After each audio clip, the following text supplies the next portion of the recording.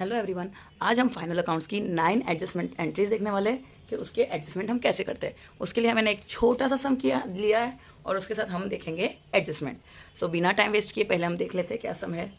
From the following trial balance of Amit and sons prepare trading account, P&L account and balance sheet for the year ending 31 March 2018 and balance sheet as on date, मतलब 31 March 2018।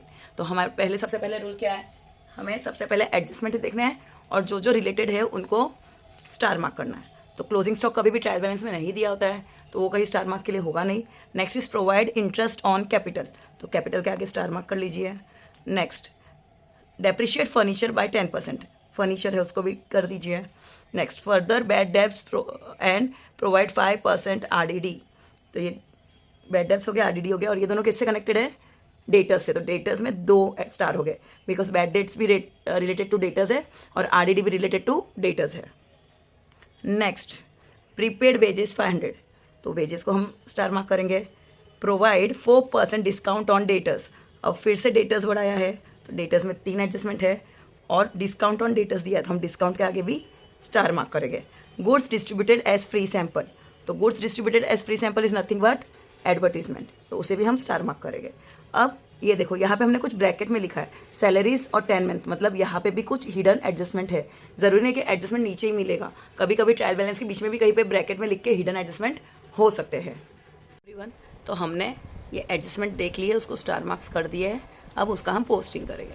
Posting करने से पहले हमने format बना दिया in the books of Amit and sons trading and P&L account for the year ending 31 March 2018।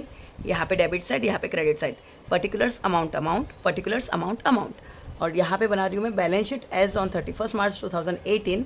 Left hand side is liabilities amount amount, asset amount amount, and कभी भी थोड़ा सा नीचे वर्किंग नोट रखिए।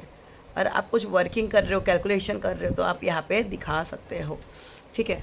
अब हम सम स्टार्ट करते ही पहले क्या हम लोग एक बेसिक फॉर्मेट लिख के ही ले लेते हैं, टू ओपनिंग बैलेंस या टू ओपनिंग स्टॉक, फिर to purchases less returns, less में साइन नहीं लिखनी है, वर्ड लिखना है। यहाँ पे बाय सेल्स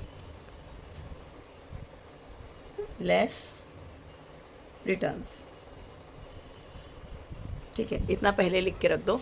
अब हम सम स्टार्ट करते हैं, ठीक है। कैपिटल, कैपिटल कहाँ पे लिखते हैं हम लोग, लाइबिलिटीज़ में, और उसका एक पूरा फॉर्मेट है 5 लाइन्स का जो हमने बोला था कि पढ़ के ही रखेंगे, काफ़ी इजी रहेगा सम सॉल्विंग कर लिए। कितना अमाउंट है, 1 लाख रुपीज़। इनर कॉलम में लिखेंगे बिकॉज इसमें हमें प्रॉफिट या लॉस ऐड करने के बाद हम उसका अमाउंट फाइनल कॉलम में लिखते हैं। नेक्स्ट इज़ फर्नीचर, फर्नीचर को स्टार मार्क किया है इसलिए हम इनर कॉलम में लिखेंगे। फर्नीचर कहाँ पे आता है, हमारे asset side, that is furniture, और इनर कॉलम में लिखेंगे 40,000। एक स्टार मार्किंग है मतलब हम लोग एक लाइन लीव करेंगे, ठीक है। नेक्स्ट इज डेटर्स, अभी जब डेबिट बैलेंस है तो डेबिट बैलेंस या तो ट्रेडिंग के डेबिट साइड या तो P&L के डेबिट साइड या तो फिर कहाँ जाएगा, असेट में। तो अब नेक्स्ट इज डेटर्स, यहाँ पे मैंने देखो फर्नीचर और इनर कॉलम लिखा है, एक लाइन लीव करके अब मैं लिखूंगी डेटर्स। कितना अमाउंट है, 90,000, और उसके आगे मैंने कितने मार्किंग किए, 1 2 3, तो मुझे 1 2 3 लाइन लीव करनी है। नेक्स्ट बैड डेट्स RDD, तो इसका हम एक पूरा फॉर्मेट ही लिखते हैं हमेशा। स्टार मार्किंग किया है तो थोड़ी स्पेस छोड़ के जहाँ पे हमारा P&L स्टार्ट होगा वहाँ पे हम लोग लिखेंगे to bad debts add new bad debts add new RDD less old RDD, ये हमारा फॉर्मेट ही है। अगर इसमें से कोई चीज़ नहीं दी होगी तो हम डैश कर देंगे, पर हम लोग पूरा फॉर्मेट ही फॉलो करेंगे, ठीक है। तो ये बैड डेट्स का भी हमने लिख दिया है पूरा फॉर्मेट, तो इसके आगे हम F लिखेंगे, ये फॉर्मेट है। नेक्स्ट इज़ वेजेस, वेजेस कहाँ आता है, हमारा ट्रेडिंग अकाउंट के डेबिट साइड, टू वेजेस, और इनर कॉलम में लिखना है बिकॉज उसके पीछे स्टार मार्क किया हुआ है, 8,000 रुपीज़, ठीक है। नेक्स्ट इज सैलरीज, उसके आगे भी स्टार मार्क किया है।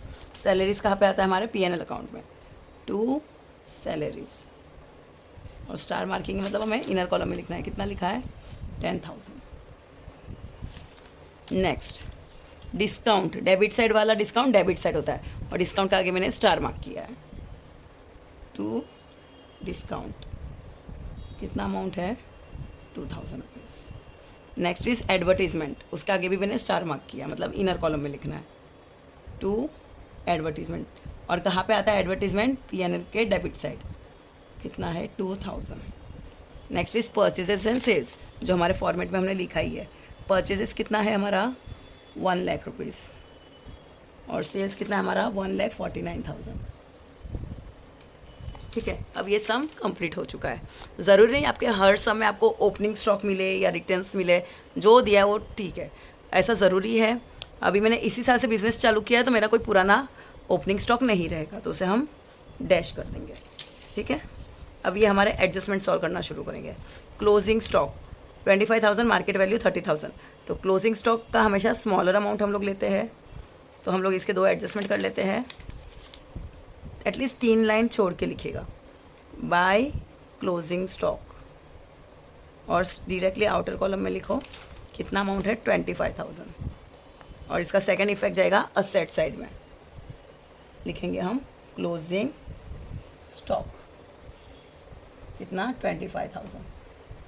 ठीक है, अब क्लोजिंग स्टॉक क्या होता है, गुड्स होता है, जो हमारे गुड्स बचे हुए हैं तो वो हम नेक्स्ट ईयर यूज़ करेंगे, तो नेक्स्ट ईयर यूज़ करेंगे, जो 1 साल से ज़्यादा टिकता है तो वो हमारा असेट हो जाता है, इसलिए उसकी एक एंट्री असेट साइड आती है और एक साइड ट्रेडिंग अकाउंट आता है।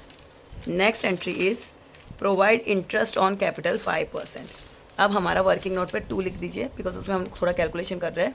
कैपिटल कितना है 1 लाख रुपीज़, तो उसका 5% निकालना है, तो क्या करोगे 1 लाख इंटू 5/100, या फिर 1 लाख का 10% 10,000 होता है, तो उसका 5% कितना हो गया 5,000 रुपीज़। ये बेसिक हो जाता है। अब इंटरेस्ट ऑन कैपिटल, तो इंटरेस्ट ऑन कैपिटल की एडजस्टमेंट क्या होगी, इंटरेस्ट ऑन कैपिटल हमने 5,000 रुपीज़ निकाला है, इसका एडजस्टमेंट क्या होगा, देखो ये बिजनेस है और ये ओनर है जिसने कैपिटल दिया है।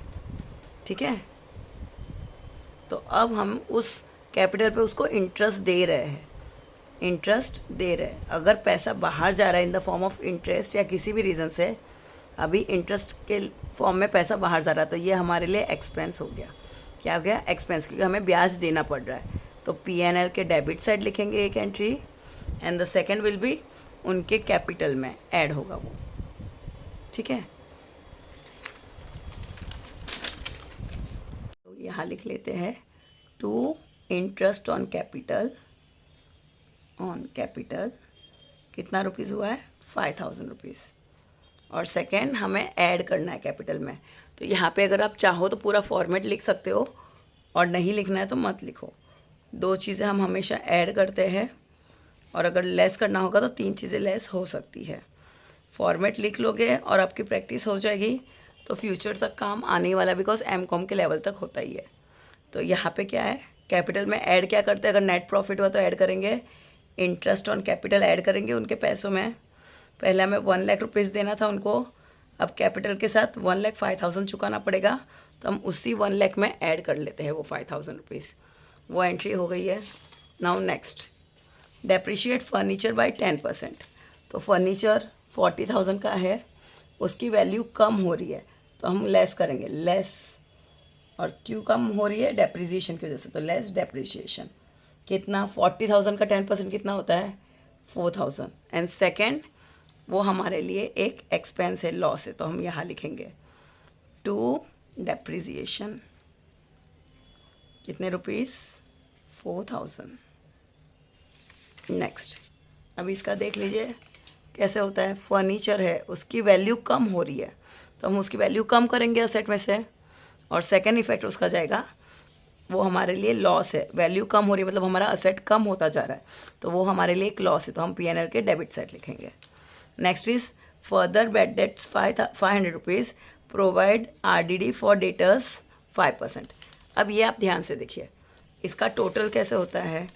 डेटर्स पहले हमारे पास कितने हैं वो देख लीजिए 90,000 है। अब उसमें से न्यू बैड डेट्स वो माइनस करना है, कितना है 500 रुपीज़। तो अब हमारे पास कितने रुपीज़ बचे 89,500। अब जो ये अमाउंट है इसके ऊपर हम 5% आरडीडी निकालेंगे, नॉट ऑन 90,000। तो अगर मैंने 5% निकाला, 0 0 cut, 0 0 cut, which is equal to 5 5 ज़ा 25, 5 9 ज़ा 45, 46, 47, 5 8 ज़ा 40 प्लस 4 44, 4475। तो ये हमारा हो गया है RDD, न्यू RDD। ठीक है, 90,000 डेटर्स है, उसमें से न्यू बेड डेट्स कितने हैं 500 रुपीज़, तो वो हम माइनस करेंगे तो 89,500 आ जाएगा। और उसका हम 5% RDD बोला, तो 5% RDD निकालेंगे। तो 0 0 कट, 0 0 कट, 5 5 ज़ा 25, 5 2 कैरी, 5 9 ज़ा 45, 46, 47, 7 4 कैरी, 5 8 ज़ा 40 प्लस 475। तो ये हमारा RDD हो चुका है। ठीक है, तो अब ये 89,500 में से हमारा RDD कितना है 4475। अब वो माइनस करेंगे, 89,500 में से 4475 कितना आता है। जस्ट कभी भी अगर कैलकुलेशन कर रहे तो वर्क ऐसे करो, वर्टिकल पेपर रख के, तो कभी मिस्टेक नहीं होगी। 89,500 4475 आराम से खुला खुला लिखो। ये 5 कट करके 9 माइनस 2 2 कट करके 4 minus 4 0, 9 minus 4 5 and this is it's 85,025। ठीक है, फिलहाल हमने इतना किया है। तो अब इसका ये कर लेते हैं। देखो 2 बेड डेट्स, अब ये 2 बेड डेट्स कौन सा वाला लिखना है हमें, जो दिया है सम में। ठीक है, फॉर्मेट वाला 2 बेड डेट्स कितना दिया है 2,000 रुपीज़। न्यू बेड डेट्स कितना है 500 रुपीज़। न्यू RDD कितना आया है 4475। और ओल्ड RDD क्वेश्चन में कितना दिया है 5,000। ठीक है, अब कैलकुलेशन बाद में कीजिएगा, अब यही चीज़ सेम डेटर्स में करो। यहाँ पे हम करेंगे लेस बेड डेट्स। अब लेस क्यों करते हैं, new bad debts, it's N, less new bad debts. Bad debts का मतलब क्या है, पैसा आने वाला नहीं है। तो हमें लगता है ये 500 रुपीज़ आने वाला नहीं है, वो इंसान पैसे लेके भाग गया। तो हमारे पास जितने पैसे, डेटर्स मीन्स क्या, जो पैसे आने वाले हैं, पर उसमें से 500 आने वाले नहीं है, वो भाग चुका है। तो वो हम माइनस करेंगे और फिर हम उसी जो बचे हुए पैसे उसके ऊपर हम RDD क्रिएट करते हैं कि इतना पैसा भी हम साइड में रखते हैं, शायद कोई भाग गया तो उस नाम से हम साइड में करते हैं। That is 4475। आउटर कॉलम कभी भी स्टार्टिंग में फिल नहीं करना है। ठीक है, अगर हो गया अभी RDD।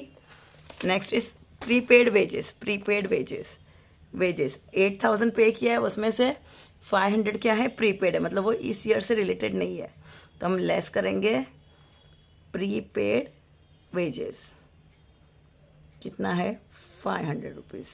और प्रीपेड वेजेस मतलब हमने पहले एडवांस में पैसा पे करके रखा हुआ है, तो this is a set for us. What this is a set for us. तो हम लिखेंगे प्रीपेड वेजेस, मतलब हमने पैसा दे दिया, अब हमें सर्विसेज मिलने वाली है 500 rupees. Next is provide 4% discount on debtors. तो ऑलरेडी हमने यहाँ पे कैलकुलेशन किया है। अब इस अमाउंट पे डिस्काउंट ऑन डेटर्स निकालेंगे 4%। ये ऊपर के अमाउंट में, ये अमाउंट पे नहीं बनता है। जैसे जैसे आता है डिस्काउंट ऑन डेटर्स लास्ट में लिखा जाता है। इसका फॉर्मेट है, कभी भी अगर बेड डेट्स दिया है तो पहले वो निकालो, फिर RDD निकालो, फिर डिस्काउंट ऑन डेटर्स। अगर आप पहले डिस्काउंट ऑन डेटर्स निकालोगे और फिर RDD निकालोगे नहीं चलेगा। फिर अब हम कैलकुलेशन करते हैं, क्या हो जाएगा, इट इज़ 85025 इंटू 4 अपॉन 100। तो पहले मैं इनको मल्टीप्लाई कर देती हूँ। 25 4 ज़ा 100, देन 4 5 ज़ा 20, 4 8 ज़ा 32, 33 34 अपॉन 100, 0 0 कट, तो 3401। तो दिस इज़ लेस करेंगे डिस्काउंट। हमने डिस्काउंट दिया, मतलब सामने वाला ये पैसा नहीं देने वाला, तो डिस्काउंट ऑन डेटर्स हम माइनस करेंगे 3401। और हमने ऑलरेडी पहले भी काफ़ी डिस्काउंट दिया है, उसी में हम और ऐड करेंगे। और कितना डिस्काउंट हम दे रहे हैं वो ऐड करेंगे। न्यू डिस्काउंट, फर्दर डिस्काउंट, कुछ भी वर्ड लिख सकते हो आप। कितना है वो 3401। And the next is goods distributed as free sample ₹2000। जब आउटगोइंग ऑफ गुड्स, जब भी गुड्स किसी भी रीज़न से आउटगोइंग हो रहा है गुड्स, तो उसका एक एंट्री होता है ट्रेडिंग अकाउंट में। तो तो हम लिखेंगे by goods distributed as free sample, distributed as free sample कितने रुपीज़ का हमने दिया है, 2000 का, तो वो लिखेंगे हम लोग यहाँ पे 2000 रुपीज़। और ये अगर हम डिस्ट्रीब्यूट कर रहे हैं तो ऐसे ही नहीं कर रहे, उसको हम एडवर्टीजमेंट समझ के कर रहे हैं। तो वी विल ऐड, पहले भी हमने कुछ एडवर्टीजमेंट पे 2000 खर्चा किया है और ये हमारा एडवर्टीजमेंट है, तो उसमें हम ऐड करेंगे।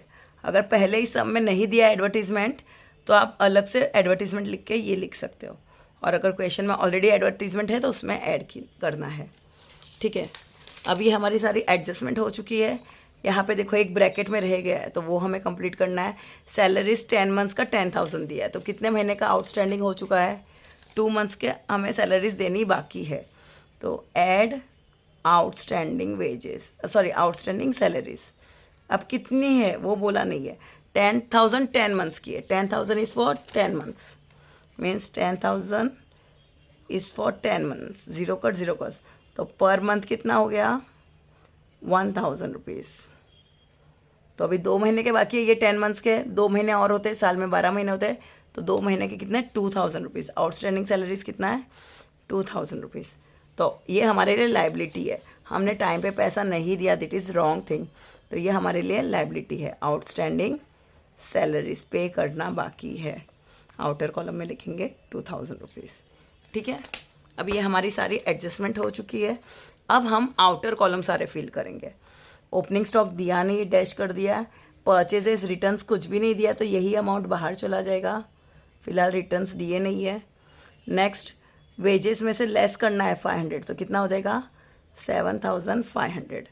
यहाँ पे सेल्स में से भी कुछ दिया नहीं है रिटर्न्स, तो सेम अमाउंट बाहर आ जाएगा, ये बाहर ही है, ये भी बाहर है। नाउ ये 2,000 plus 500, 2,500 plus 4,475 means 2,500 plus 4,475, that is 75, 5 plus 4 9, 4 plus 2 6, 6,975। उसमें से ओल्ड आरडीडी लेस करना है, कितना है 5,000, तो बचा कितना 1,975। तो ये हमारा आउटर कॉलम में आया। सैलरीज 10,000, उसमें 2,000 ऐड करके बाहर कितने को आएगा, 12,000। नेक्स्ट डिस्काउंट, और उसमें और डिस्काउंट ऐड करके ये कितना हो गया है, 5,401। नेक्स्ट एडवर्टीजमेंट 2,000 था, उसमें और 2,000 ऐड किया, तो बाहर के कॉलम में कितना आ जाएगा, 4,000। ये दोनों बाहर के ही कॉलम में। कैपिटल कभी भी अभी सॉल्व नहीं होगा, अगर नेट प्रॉफिट होगा तो हम यहाँ लिखेंगे, ऐड करेंगे, और लॉस हुआ तो हम यहाँ पे नेट लॉस लेस करेंगे। आउटस्टैंडिंग सैलरीज बाहर हो चुका है।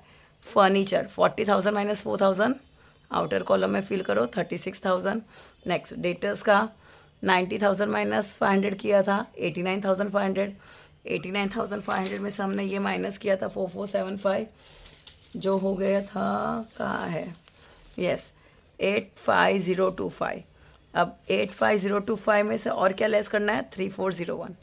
85025 उसमें से 3,401 लेस करना है, तो इट विल बी 4 2 कट कर 6 4 माइनस 3 1, 81,624। तो इसे हम आउटर कॉलम में लिखेंगे 81,624, बाकी सब आउटर कॉलम में। तो अभी हमारा आउटर कॉलम सारा फिल हो चुका है। अब आपको प्रॉफिट्स निकालने हैं, इसका टोटल करके ले लो और इसका टोटल करके ले लो, फिर आपको ग्रॉस प्रॉफिट या ग्रॉस लॉस मिलेगा, जो भी मिलेगा। अगर ग्रॉस प्रॉफिट मिलता है तो वो हमारा यहाँ पे शिफ्ट होगा, क्रेडिट साइड को शिफ्ट हो जाएगा। फिर उस अमाउंट में से ये माइनस करो, अगर ये अमाउंट बढ़ जाता है तो लॉस हो सकता है, प्रॉफिट हो सकता है। ये आपके लिए होमवर्क है। इसके पहले के वीडियोज़ में मैंने ग्रॉस प्रॉफिट, नेट प्रॉफिट कैसे निकालना है वो मैंने सिखाया है, तो ये सब आपके लिए होमवर्क रहेगा। आप कंप्लीट करके मुझे बताइए क्या हो गया। एक ऐसा एक पेज निकालिए जिस पे आप एडजस्टमेंट लिख लीजिए और शॉर्टकट लिख लीजिए। क्लोजिंग स्टॉक ट्रेडिंग अकाउंट के क्रेडिट साइड लिखते हैं और असेट में लिखना है, तो इसका शॉर्टकट हो गया TCA। Next is interest on capital, तो हम लोग प्रॉफिट एंड लॉस के डेबिट साइड लिखते हैं, मतलब PD, एंड सेकेंड लाइबिलिटी में लिखते हैं। कहाँ पे, लाइबिलिटी में। तो इधर लिखेंगे हम लोग, ये यहाँ फुल फॉर्म लिख देती हूँ मैं, ट्रेडिंग अकाउंट क्रेडिट साइड, यहाँ पे profit and loss account debit side, and second liabilities. तो इसका शॉर्ट फॉर्म होगा PDL, डेप्रिसिएशन। डेप्रिसिएशन हम लोग प्रॉफिट एंड लॉस के डेबिट साइड लिखते हैं। और next less from particular asset, less from particular asset, तो इसका हो जाएगा PDA।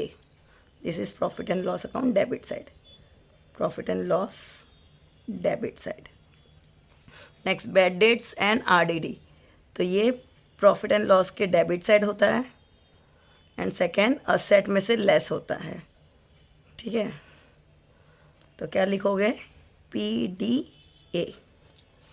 Next prepaid wages. Prepaid मतलब हमने पहले पे कर दिया है, तो अगर वेजेस बढ़े तो ट्रेडिंग अकाउंट के डेबिट साइड आती है इसकी एंट्री, तो ट्रेडिंग अकाउंट के डेबिट साइड लिखेंगे। और सेकेंड ये हमारे लिए असेट है, तो TDA। नेक्स्ट आउटस्टैंडिंग सैलरी, ये हमें आपको प्रॉफिट एंड लॉस अकाउंट में दिखेगा या ऐड टू पर्टिकुलर एक्सपेंस भी लिख सकते हैं, तो PNL के डेबिट साइड दिखेगा and it is liability for us, हमने अभी तक पे नहीं किया, शर्म की बात है, राइट। तो हम लोग लिखेंगे PDL। Provide discount on debtors, तो हम लोग ये भी PNL के डेबिट साइड लिखते हैं। और सेकेंड लेस फ्रॉम असेट, तो दैट इज PDA।